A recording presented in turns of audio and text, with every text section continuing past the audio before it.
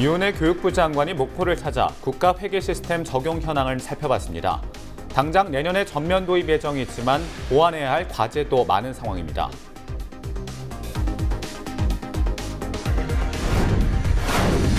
대한민국 균형발전 박람회가 사흘 동안의 일정으로 순천에서 열렸습니다.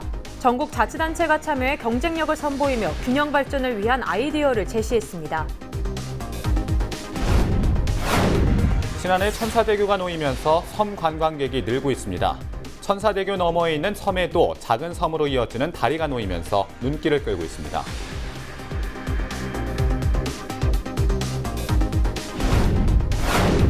장흥군이 전통 기와를 세계화하는 데 앞장서고 있습니다. 우리나라 유일의 기와를 만드는 제화장을 직접 만나봤습니다.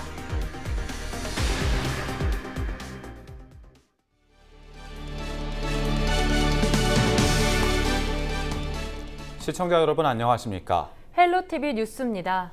첫 소식입니다. 지난해 사립유치원 비리 파문으로 공공성을 강화하기 위한 다양한 정책이 추진되고 있습니다.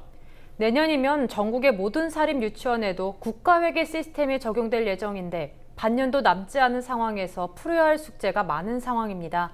보도에 박종호 기자입니다. 이은혜 교육부 장관이 목포를 찾았습니다. 유 장관은 목포의 한 유치원에서 시범 운영되는 에듀파인 시스템을 점검했습니다. 에듀파인 시스템은 사립유치원의 투명성 강화를 위해 지난 3월부터 일부 도입된 국가 회계 시스템입니다. 사립유치원은 물론 국립유치원 등 모든 회계 기록이 관리돼 공공성을 확보할 수 있는 장점이 있습니다. 새로 시작하는 것이다 보니까 프로그램에 대한 적용과 이런 것들의 불편함도 겪고 계신 것으로 알고 있습니다. 그래서 오늘 특별히 이곳에 와서 에듀파인의 현장 안착이 잘 되고 있는지, 사용하는 데 어려움은 없는지, 저희가 더 보완해야 될 것들은 없는지 현장에서 직접 제가 말씀을 좀 듣고 싶었고요. 전남 지역 110개 사립유치원 가운데 12곳이 에듀파인 시스템을 시범 운영하고 있지만 남은 과제도 많습니다. 이 대형 유치원에서는 인력을 고용하는 등 에듀파인 시스템 담당자를 운영할 인원 선발이 가능하지만 중소형 유치원은 어렵다는 반응입니다. 여기에 국립과 사립유치원의 운영이나 회계 등이 서로 달라 혼선이 발생할 수 있는 상황입니다. 일부 유치원에서는 에듀파인 정착까지 업무의 혼선을 우려하고 있습니다. 아무래도 처음 접하다 보니까 이야기하는 것이 처음 2, 3개월은 엄청 혼란이 온다고 그러더라고요. 공정성 이야기를 하는데 우리가 공정성을 반대하는 건 아니지만 이 대부분의 유치원들은 인력 채용하는 부분에서도 문제가 있고 그런다고 이거 안 할 수도 없는 문제고 그런 어려운 점을 내년 3월 정규 수업 시작부터 사립유치원에도 에듀파인 시스템이 전면 도입될 예정인 가운데 지역별 여건에 맞는 현실적인 대책 마련이 필요합니다. 헬로티비 뉴스 박종호입니다. 2019 대한민국 균형발전 박람회가 사흘 동안의 일정으로 순천에서 열렸습니다. 균형발전의 필요성을 공유하고 앞으로의 지역발전 계획을 나누는 박람회인데요. 전국의 자치단체가 참여해 독보적인 경쟁력을 선보이며 균형발전을 위한 아이디어를 제시했습니다. 서경 기자가 취재했습니다. 인구 불균형 50%, 산업 불균형 70%, 비수도권 서비스 취약 지역 90%, 대한민국의 현주소입니다. 수도권에 집중된 인구와 산업, 서비스를 전국의 각 지역으로 분산시키자는 내용의 균형 발전은 문재인 정부의 핵심 과제이기도 합니다. 국가균형발전위원회가 지역이 주도하는 균형 발전을 주제로 박람회를 열었습니다. 광역단체 중심으로 열렸던 대규모 행사인데 기초자치단체에서 개최된 건 이번이 처음입니다. 어르신들에게는 몸과 마음이 편안한 고향을, 중장년층에게는 든든한 일터를, 청년들에게는 도전할 수 있는 기회를, 어린이와 청소년에게는 꿈의 터전을 마련해 주어야 할 것입니다. 이 모든 것들을 바로 지역에서 실현시켜 나가야 합니다. 도심으로 정원을 확대해서 순천시 전역이 정원이 되도록 할 것입니다. 바람길, 물길, 숲길을 만들어서 도시 전체를 하나의 정원으로 꾸며 힐링인 순천이 되도록 하겠습니다. 이러한 것들이 지역의 장점과 특성을 살린 혁신의 대표적인 사례가 아닌가 생각합니다. 이번 박람회 주제는 지역이 주도하는 균형 발전. 주제에 맞춰 박람회장 부스마다 전국 자치단체에서 내놓은 균형 발전 계획이 담겼습니다. 스포츠 융복합 산업을 중심으로 국가 균형 발전을 이루어가겠다며 다채로운 VR 기술을 선보인 대전시. 그리고 순천만에 버려진 폐자원을 활용해서 자연과 문화를 동시에 살린 순천시. 사람과 공간, 산업을 중심으로 지역이 독보적인 경쟁력을 확보해 나가겠다는 게 핵심입니다. 전시장을 찾은 관람객들도 국가 균형 발전의 필요성에 대해 깊이 공감한다고 말합니다. 한 곳에서만 이렇게 집중이 된다면은 이제 누구는 누리지 못하고 이제 못 누리는 분들을 위해서 이런 균형 발전이 필요하다고 생각합니다. 지역 여건이 첫 번째 문화적인 거라든지 교통 여건, 그다음 교육 여건 이런 게 좀 안 맞는 파트가 좀 있긴 있어요. 그런 부분이 좀 더 보강되면은 아마 그 서울에서 지역 내려와서 균형적으로 발전되지 않을까. 국민에게 균형 발전의 필요성을 공유하고 지역이 가진 경쟁력을 선보인 대한민국 균형 발전 박람회. 우리나라 방방곡곡을 골고루 발전시키기 위한 정부와 지역의 노력이 본격화되고 있습니다. 헬로티비 뉴스 서경입니다. 여수 백도 해상에서 19명이 승선한 낚싯배에 불이 났습니다. 여수해양경찰서는 24일 밤 8시 반쯤 여수 상백도 동쪽 11km 앞 해상에서 19명이 탄 낚싯배 발전기실에서 화재가 발생해 긴급 구조에 나섰다고 밝혔습니다. 다행히 인명피해는 없었으며 불은 초기 진압됐습니다. 해경은 발전기실 배기관이 과열되면서 불이 단열재로 옮겨붙어 화재가 난 것으로 보고 정확한 화재 원인을 조사 중입니다. 전남 지역에서 최근 5년간 자해 자살 시도로 응급실을 찾은 내원 건수가 1,800여 건에 달하는 것으로 나타났습니다. 보건복지부의 최근 5년간 자해 자살 시도 응급실 내원 현황을 보면 2014년부터 2018년까지 전남에서 자해 자살 시도로 1,888명이 병원을 내원했습니다. 2014년 318건, 2015년 333건, 2016년 364건, 2017년 389건, 2018년 484건으로 매년 증가 추세입니다. 이 기간 중 병원 내 사망자는 183명으로 조사됐습니다. 특히 자해, 자살 시도로 인한 응급실 내원 건수 5건 중 1건은 20대였고 5년간 가장 많은 증가율을 보인 연령대는 10대였습니다. 전남 지역 거주불명자가 만여 명에 달하고 있는 것으로 집계됐습니다. 행정안전부의 거주불명자 현황 자료를 보면 전남 지역의 경우 지난 6월 기준 11,720명의 거주가 확인되지 않은 것으로 나타났습니다. 전남 전체 인구 187만여 명의 0.6% 수준이며 성별로는 남성이 5,496명, 여성 6,224명으로 여성이 많았습니다. 특히 거주 사실이 불분명한 70대 이상의 고령자가 2014년 이후 꾸준히 증가하고 있으며 이 중에는 생존 여부조차 확인할 수 없는 고령자도 포함되어 있는 것으로 조사됐습니다. 여수 산단에서 대기오염물질 배출 수치를 조작한 대기업 관계자들이 국정감사 증인으로 채택됐습니다. 국회 산업통상자원중소벤처기업위원회 이용주 국회의원은 20대 국회 마지막 국정감사에서 허세웅 GS칼텍스 대표이사와 신학철 LG화학 대표이사, 김창범 하나케미칼 대표이사 등 5명을 증인으로 채택했다고 밝혔습니다. 이 의원은 기업들이 시민 건강권에 위협이 되는 행위를 한 만큼 심각성을 지적하고 재발을 막기 위한 대책을 묻겠다고 설명했습니다. 국제 연안정화의 날 행사를 위해 해양 쓰레기를 미리 버려놨다는 일부 보도와 관련해 진도군이 공식 입장을 내놨습니다. 진도군은 지난 23일 열린 제19회 국제연안정화의 날 행사를 준비하면서 해양 쓰레기의 심각성을 알리고 실제로 체험해보자는 취지로 행사 하루 전 해양 쓰레기를 미리 가져다 놨다고 해명했습니다.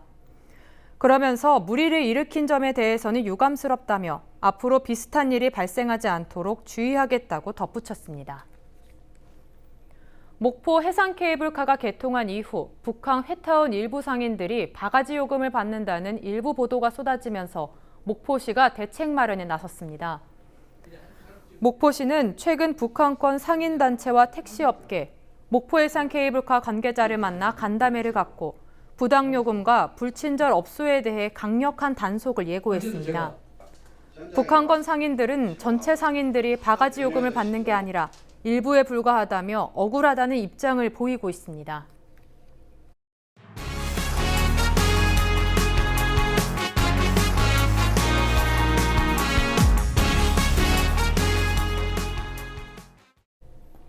전남 신안에 천사대교가 놓이면서 중부권 섬을 찾는 관광객들이 늘고 있는데요. 천사대교 너머에 있는 섬에도 작은 섬으로 이어지는 다리가 놓이면서 눈길을 끌고 있습니다. 고정민 기자가 취재했습니다. 천사대교로 갈 수 있는 가장 먼 섬 자은도. 둔장해변 앞바다에 길게 뻗은 다리가 모습을 드러냅니다. 구리도와 고도, 할미도까지 섬 세 곳을 잇는 해상보행교가 들어선 겁니다. 이 큰 섬에서 작은 섬을 잇는 다리 위를 걷다 보면 마치 바다 위를 걷는 듯한 착각을 불러일으킵니다. 갯벌도 좀 넓은 것 같고 바다 위를 이렇게 걷는 느낌 참 굉장히 좋은 것 같은데요. 아무래도 관광객들이 많이 오실 것 같아요. 자은도에 들어선 보행교의 전체 길이는 1,004m. 1,004개의 섬으로 이루어진 신안의 특징이 보행교에 반영됐습니다. 보행교의 명칭은 무안의 다리. 섬의 날 기념식에서 작품을 선보인 한국의 대표 조각가 박은선 작가와 스위스 건축가 마리오 보타가 이름을 지었습니다. 무안의 다리는 섬과 섬이 서로 연결된 연속성과 무한한 발전의 의미를 담고 있습니다. 신안군은 무안의 다리 건설을 자축하는 개통식을 갖고 자은도의 관광명소로 자리매김하길 기대했습니다. 볼거리를 좀 가미하면 좋겠다고 그래서 지금 이런 무안의 다리라든지 앞으로 개통될 조개박물관 또는 수석박물관 그런 것들을 만들어서 섬을 여행하는 분들에게 좀 더 새로운 섬의 의미를 담고 싶습니다. 천사대교가 개통한 지 4개월 만에 신안 중부권을 찾은 관광객은 모두 3만여 명. 큰 섬을 잇는 다리 너머에 작은 섬을 이어주는 또 다른 다리가 놓이면서 이색적인 볼거리를 선사하고 있습니다. 헬로티비 뉴스 고정민입니다. 제화장이라고 들어보셨나요? 기와를 만드는 일이나 그 일에 종사하는 장인을 제화장이라고 합니다. 국내 유일의 제화장이 전남 장흥에 있다고 하는데요. 장흥군이 제화장을 세계로 알리기 위한 시동을 걸었습니다. 자세한 내용 송효창 기자가 취재했습니다. 1998년 부산에서 전남 장흥으로 넘어와 기와기술을 전수받은 김창대 전수교육 조교. 올해 7월 문화재청으로부터 국가무형문화재 제91호 제화장 보유자로 인정받았습니다.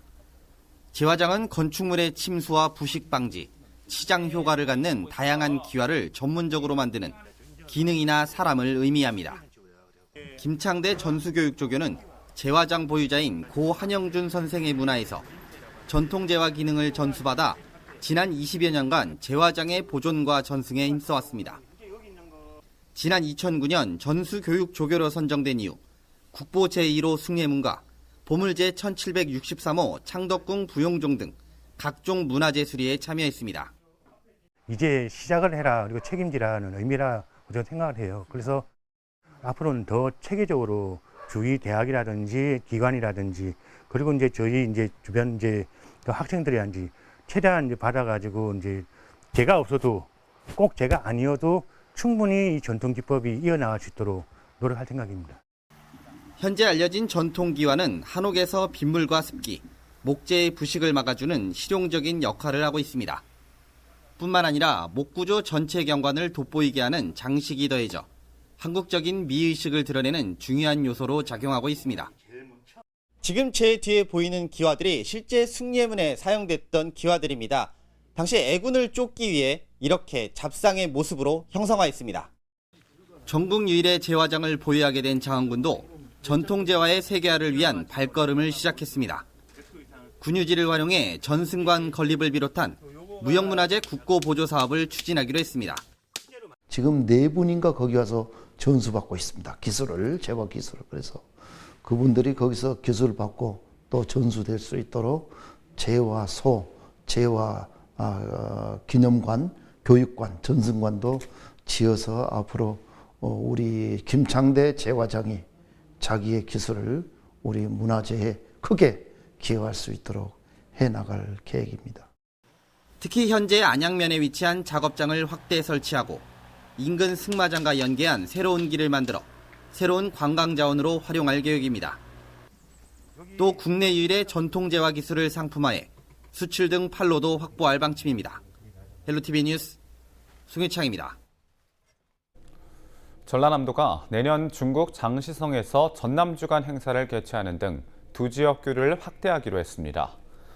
김영록 전남도지사는 최근 전남을 방문한 이렌홍 장시성장과 고위급 회담을 열었습니다. 지난해 11월 베이징에서 열린 회의 이후 두 번째입니다. 김영록 지사는 이날 회담에서 관광과 농업, 의학, 문화예술 등 폭넓은 분야에서의 지속적인 교류를 제안했습니다. 특히 전남의 해영관광과 장시성의 풍경 명승구를 연계한 관광 상품을 개발해 전세기 운항 재개를 요청했습니다.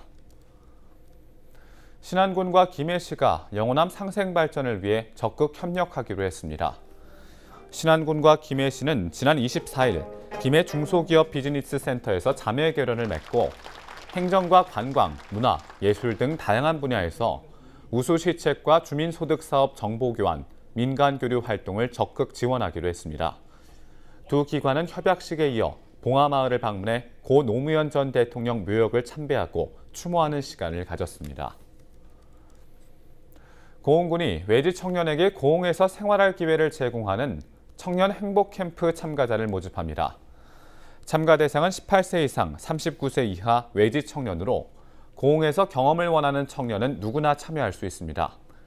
행복 캠프는 귀농 귀촌 행복학교에서 진행되며 참가자 30명은 숙소와 프로그램 참가비 등을 무료로 지원받을 수 있습니다. 웹툰 콘텐츠 산업의 중심이 될 순천 글로벌 웹툰 센터의 입주 작가를 모집합니다. 순천시는 오늘 11월 글로벌 웹툰 센터 개관을 앞두고 다음 달 8일까지 입주 작가 13팀을 모집합니다. 입주 기간은 계약일로부터 2년이며 선정된 개인 또는 단체는 작업 공간과 휴게실 등을 사용할 수 있습니다. 순천 글로벌 웹툰 센터는 순천시 시민로 중심에 들어서며 1층은 시민문화공간, 2, 3층은 작업공간 등으로 사용됩니다. 목포해양경찰이 고 박경조 경위 순직 11주기 추모 행사를 가졌습니다. 이번 행사는 추모 영상 상영과 유가족 헌화 등 순서로 진행됐습니다. 고 박경조 경위는 지난 2008년 9월 25일 허가 없이 조업하던 중국 어선을 단속하는 과정에서 중국 선원이 휘두른 둥기에 맞아 바다로 추락해 안타깝게 순직했습니다.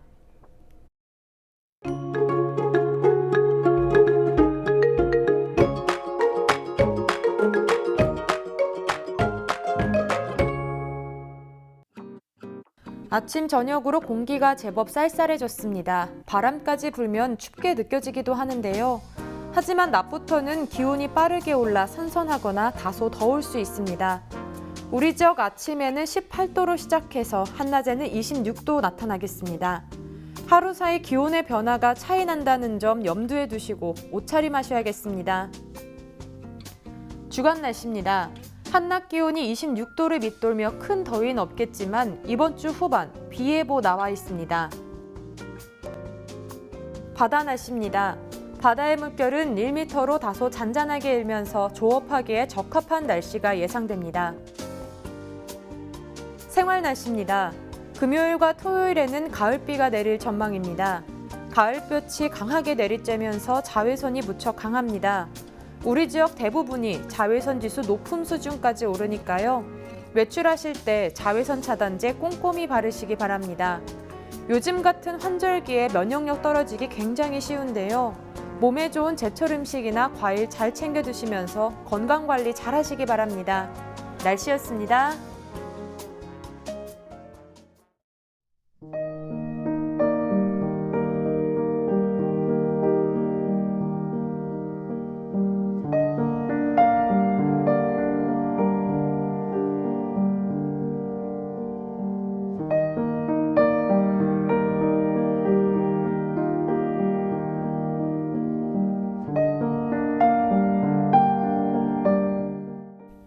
이상으로 헬로티비 뉴스를 마칩니다. 저희는 언제나 지역 주민 여러분 곁에 있겠습니다. 고맙습니다.